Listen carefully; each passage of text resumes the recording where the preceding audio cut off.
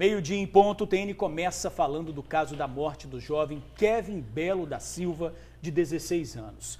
Kevin aguardou por mais de 4 horas na frente do hospital à espera de uma vaga de UTI, mas não resistiu e morreu. A gente vem acompanhando, esse caso com muita indignação, com muita tristeza. E é o seguinte, a Secretaria de Saúde apontou que houve negligência das 2 médicas que estavam no pronto-socorro e elas já foram afastadas aí das funções. Mas a defesa das plantonistas diz que não houve omissão.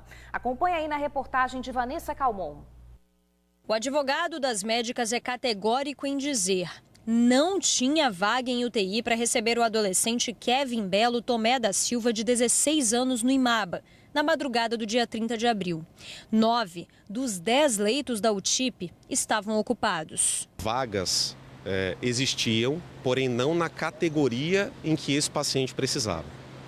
O que se tem conhecimento é que havia uma vaga na unidade de terapia intensiva, conhecida como UTIP, porém essa vaga estava reservada a um paciente que já estaria vindo de remoção de uma cidade do interior, e esse paciente só veio a chegar até ao Imaba após a morte do Kevin.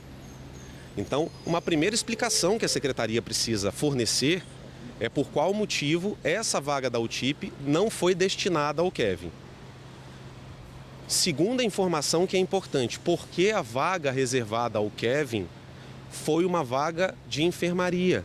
Ainda segundo o advogado, a responsabilidade das médicas era apenas de admitir o Kevin, mas como não tinha a vaga que ele precisava, elas teriam tentado remanejar o adolescente para outro hospital durante a madrugada.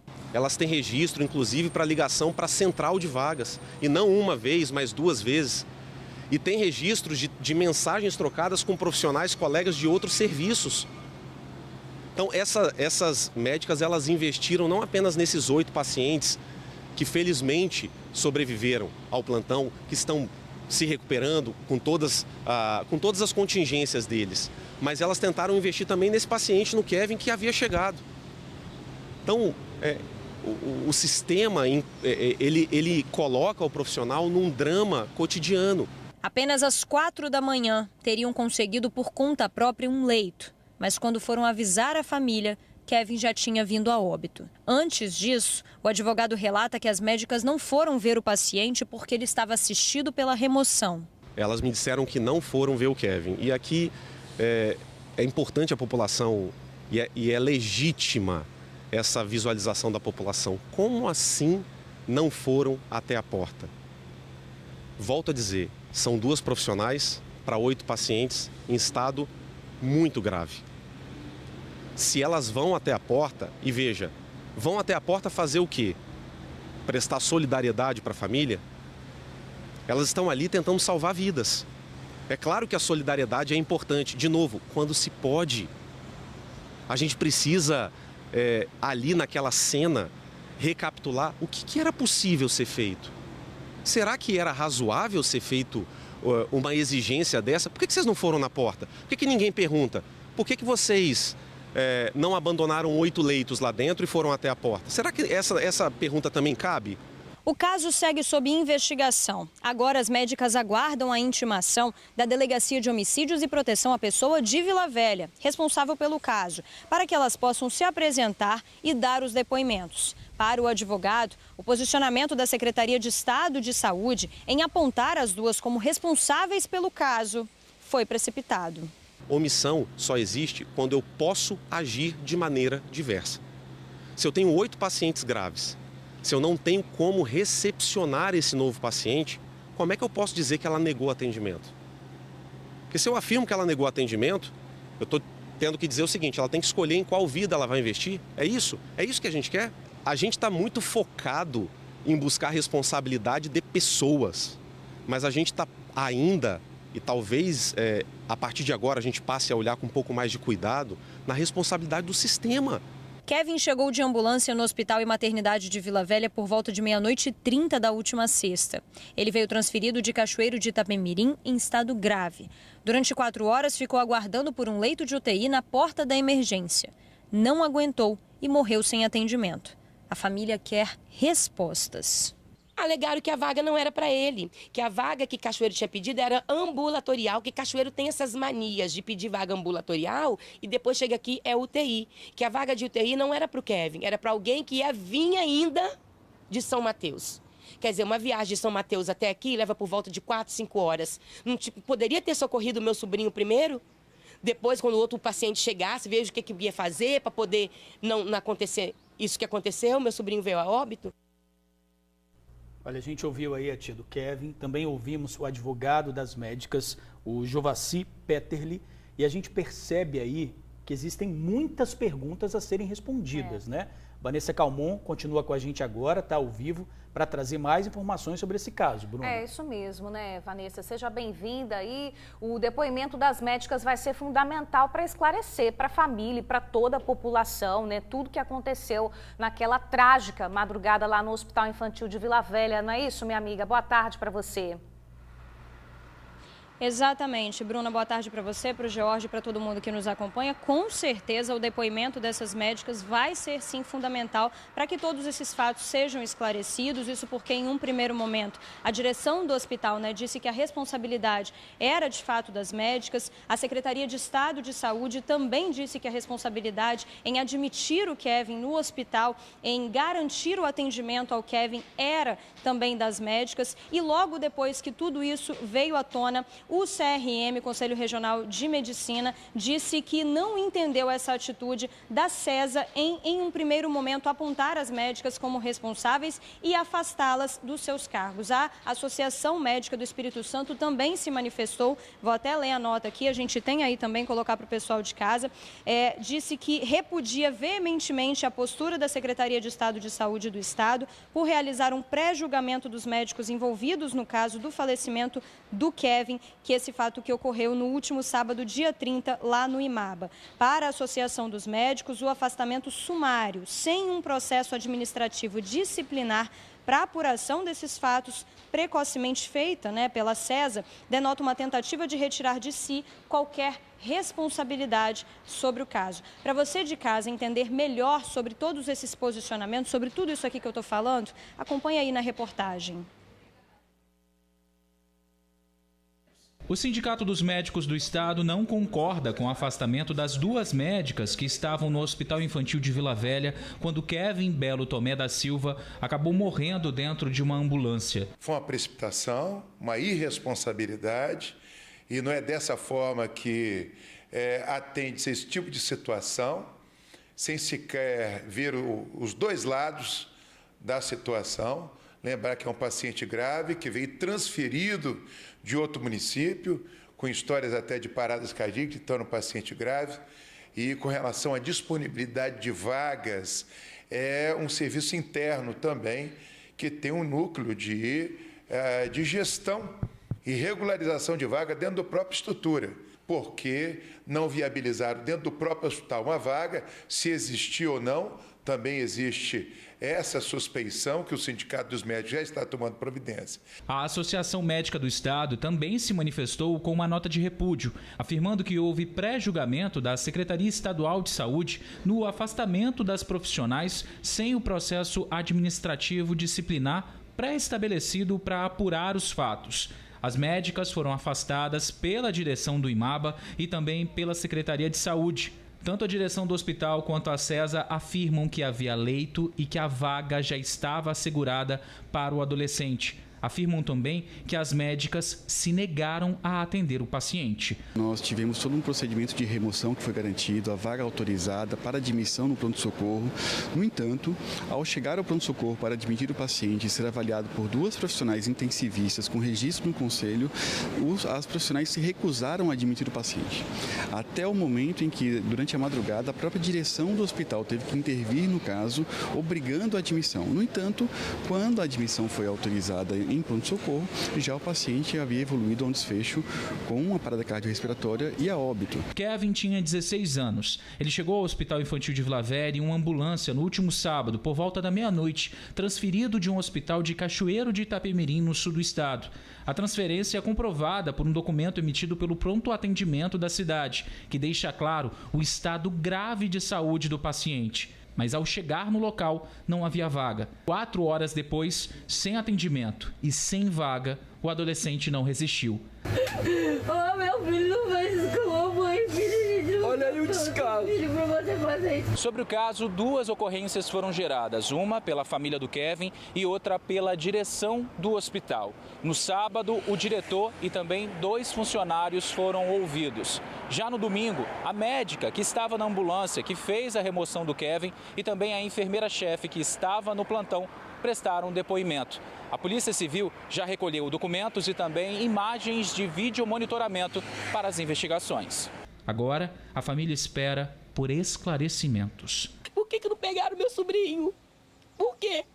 Isso não é justo, gente. Isso não é justo, tem que fazer justiça. Ele não vai voltar nunca mais. Ele foi pra glória agora. Ele não vai voltar nunca mais. Mas esse hospital não pode ficar impune, não. Bom, pois é, o próprio Vitor Zucolotti aí na reportagem falou sobre a questão da investigação da Polícia Civil sobre o caso. Então aqui ao meu lado eu estou com o chefe da Polícia Civil, doutor Darcy Arruda, e a gente vai falar um pouquinho mais sobre como estão essas investigações. Doutor, primeiramente, muito boa tarde para o senhor. Já vou questioná-lo sobre a questão dos depoimentos, né? As médicas já foram convidadas a dar depoimentos, serão intimadas. Como está essa questão? Boa tarde, Vanessa, boa tarde a todos. No domingo, quando nós tomamos conhecimento dos fatos, nós iniciamos imediatamente as investigações. Eu acompanhei de perto, juntamente com o delegado que estava à frente das investigações, e naquele mesmo domingo nós, então, convidamos as médicas a comparecerem na regional de Vitória para prestarem seus esclarecimentos, seus depoimentos. No entanto, então, elas concordaram em comparecer, mas logo depois mandaram uma informação que não compareceriam, que não estavam emocionalmente em condições de prestar seus depoimentos. Então, agora elas serão intimadas, né, rigorosamente dentro do inquérito policial, porque é assim que o inquérito policial deve ser conduzido, elas serão intimadas a prestar suas declarações, né, seu depoimento, e acredito eu que ainda essa semana. Doutor, o que já foi feito até agora? Quais foram as pessoas que foram ouvidos? Quais os envolvidos?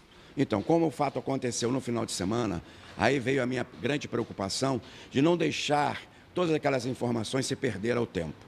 Então, eu imediatamente acionei o delegado de plantão, falei para ele, você vai ficar exclusivo para isso, vamos ouvir todas as pessoas que tiveram envolvimento com o fato. Então, nós ouvimos todas as pessoas, ouvimos os enfermeiros, os técnicos que estavam na ambulância, os médicos que estavam na ambulância, a enfermeira-chefe, todas as pessoas, ouvimos o diretor do hospital, que também compareceu à regional para registrar o fato, né? Ouvimos a família, enfim, ouvimos todas as pessoas que poderiam, naquele momento, nos dar informação do que estava acontecendo. Então, esse comportamento foi primordial para que a gente possa ter já uma dimensão dos fatos. Não estamos aqui pré-julgando, não estamos aqui fazendo juízo de valor. O inquérito policial não tem esse condão. O inquérito policial é uma peça inquisitiva que busca a verdade. Então, nós estamos trabalhando para buscar a verdade. O que aconteceu? Diante disso, nós vamos alinhar o comportamento delas ao fato típico e vamos apresentar ao Ministério Público. Vanessa. Doutor, tem uma pergunta lá no estúdio. George, pode falar. A gente entende, né, que é preciso ir com calma nessa situação, mas o advogado das médicas disse o seguinte, que elas não levaram o Kevin para dentro da unidade porque o Kevin estava recebendo oxigênio nessa ambulância que é de UTI e não havia um leito de UTI disponível. Se elas tivessem levado o Kevin para dentro do hospital, ele ia ser colocado num leito de enfermaria que não tem os cuidados necessários. A polícia já comprovou esse fato? Doutor, é o seguinte, o Jorge está perguntando. O advogado afirma que não teria um leito de UTI disponível para o Kevin, que ele precisava desse leito. E que se ele fosse retirado de dentro da ambulância, poderia ser um perigo, porque ele ficaria sem o oxigênio. Esse fato já está sendo apurado pela polícia? Algum depoimento que foi colhido já deu para vocês perceberem o que aconteceu ali naquela situação? Sim. Em depoimentos, nós colhemos a informação de que os leitos de UTI tinham 3 pacientes em condições de serem remanejados. Esses pacientes poderiam ser remanejados, não estavam em estado crítico. Essa informação foi levada para as médicas, no entanto, não tomou a decisão. não é? E também com relação à ambulância, não é? Em momento algum, as duas médicas foram até a ambulância para ver as condições que o rapaz se encontrava, até para ter uma dimensão do que se tratava, né? Em momento algum foram lá. O médico, inclusive, de uma das ambulâncias, o primeiro médico que esteve lá, ao conversar com ela, retratou a ela a gravidade dos fatos e disse para ela: a senhora vai receber ou a senhora não vai receber? Ela se calava. Então ele disse: me dá por escrito que eu preciso tomar outra providência. E, no entanto, não tinha nem o sim e nem o não. As coisas iam piorando, o menino ia passando por dificuldade, né? O médico, então, o médico que estava na ambulância, que não é um médico do hospital, adentra o hospital, traz de lá um aparelho, traz de lá medicamentos para poder ver se conseguia manter o rapaz vivo. Enfim, essa decisão, né, de entrar ou não no hospital era das duas médicas. A entrada dele era fundamental, porque lá dentro tinha condições de dar a ele melhores condições de atendimento, tanto laboratorial, como também de imagens, como também oxigênio, identificar o problema. Não dava para fazer isso dentro de uma ambulância. Então, ela precisava tomar dimensão do fato e não fez. Queremos saber justamente isso. Por que não fez? Por que não decidiu? Porque o Código Penal tem uma figura chamada agente garantidor, né? E quando você tem o dever de agir por lei, você tem que agir. Quando você não age para evitar o resultado, você podia agir para evitar o resultado, você infringe numa figura chamada omissão imprópria, e essa omissão imprópria pode levar você a caracterizar até mesmo, numa situação dessa, a um crime de homicídio. Bom, doutor, num primeiro momento, inclusive, a direção do hospital disse que viu ali naquela situação um fato de negligência médica. É isso que, nesse primeiro momento, vocês também estão apurando? O que a direção do hospital quer dizer é que as duas médicas tinham o poder de decidir. Elas estavam ali para decidir. O rapaz veio direcionado para aquele hospital. Então, se a situação dele começou a se agravar, a decisão de o que fazer eram das duas médicas. Então, elas tinham o poder de decisão e não o fizeram. Essa que é o questionamento. Por que não decidiram? Por que não encontraram uma forma? Já que, em depoimentos, constam que 3 pacientes poderiam ser realocados para receber o menino. Então, é isso que nós queremos saber, isso que nós vamos apurar. Volto a falar, não estamos pré-julgando, não estamos aqui já condenando, nós estamos trabalhando, estamos investigando, vamos fazer com muita cautela, com muita técnica, em cima do direito, vamos usar o tempo que for preciso, não temos pressa para isso, para que possa entregar ao Ministério Público um conhecimento que ele possa dizer se tem crime, se não tem, se ele vai estar a ação penal, se não vai estar a ação penal. Vamos trabalhar na busca da verdade.